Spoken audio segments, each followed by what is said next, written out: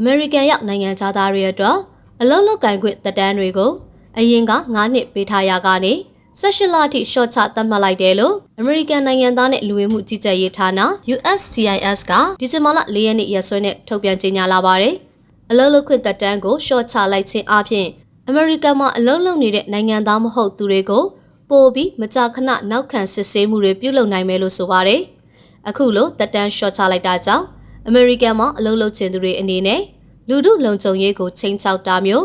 American စန့်ကျင်ရေးဝါဒဖြန့်တာမျိုးမလုပ်နိုင်အောင်တားဆီးရာရောက်မယ်လို့ USCIS ညွှန်ကြားရေးမှူး Joseph Adlow ကပြောပါတယ်။ဒါဟာလိမ်လည်မှုလုံခြုံရေးချိန်ချောက်မှုတွေကိုစစ်ဆေးနိုင်ပြီးအန္တရာယ်ဖြစ်စေနိုင်တဲ့သူတွေကိုဖယ်ရှားနိုင်မှုအထောက်အကူပြုမယ်လို့ဆိုပါတယ်။ရခိုင်အစိုးရလက်ထက်ကဒီနိုင်ငံကိုဝင်ခွင့်ပေးခဲ့တဲ့နိုင်ငံသားတအူဟာမြို့တော်မှာရှိတဲ့အမျိုးသားအဆောင်တပ်ဖွဲ့ဝင်တွေကိုတိုက်ခိုက်ခဲ့ပြီးနောက်မှာ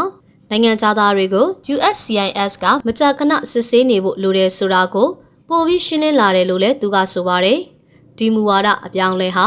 2023ခုနှစ်ကချမှတ်ခဲ့တဲ့9နှစ်သက်တမ်းအစားရခိုင်ကရှိခဲ့တဲ့18လသတ်မှတ်ချက်ကိုအလုံမျိုးစားများစွာအတွက်ပြန်လည်ကျင့်သုံးလိုက်တာဖြစ်ပါတယ်။ကနဦးသက်တမ်းလျှော့ချမှုနဲ့သက်ဆိုင်မဲ့သူတွေထဲမှာဒုက္ခသည်ဖြစ်ဝင်ရောက်လာသူတွေနိုင်ငံရေးကိုလုံခွင့်ရရှိထားသူတွေနဲ့ရှောက်ထားဆဲသူတွေလူဝင်မှုအစဉ်တန်းပြောင်းလဲဖို့ရှောက်ထားဆဲသူတွေပြည်내တန်းဆိုင်းငံ့သက်သာခွင့်ရဖို့ရှောက်ထားဆဲပုဂ္ဂိုလ်တွေပါဝင်ပါတယ်။ Trump ဆိုရဟာ2021ခုနှစ်ဇန်နဝါရီလ20ရက်နေ့နောက်ပိုင်းကစပြီး American နဲ့ရောက်လာတဲ့နိုင်ငံသားတွေကိုအတည်ပြုပေးထားတဲ့အထောက်အထားနဲ့အကျိုးခံစားခွင့်တွေကိုလည်းပြန်လည်စစ်ဆေးမယ်လို့ကြေညာထားပြီးနိုင်ငံရေးခိုလုံခွင့်ရှောက်လာတွေကိုလည်းယာယီရပ်ဆိုင်းသွားမယ်လို့ USCIS ကကြေညာထားပါတယ်။